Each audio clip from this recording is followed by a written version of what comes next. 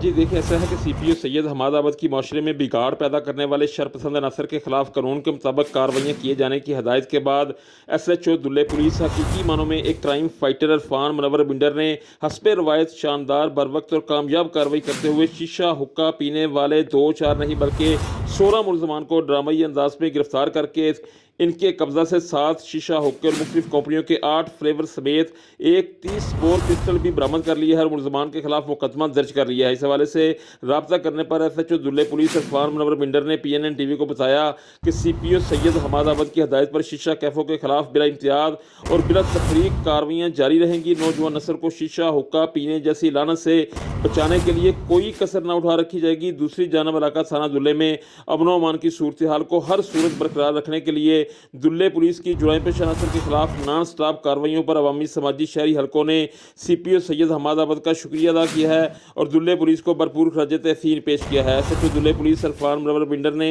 PNN TV के तवस्सुत से शहरियों से अपील भी की और कहा कि वो अपने इर्द गिर्द जुराइम पेशा अनासर पर कड़ी नज़र रखें और इनकी इत्तला फौरी तौर पर पुलिस की हेल्प लाइन 15 पर देकर एक जुम्मेदार शहरी होने का सबूत दें।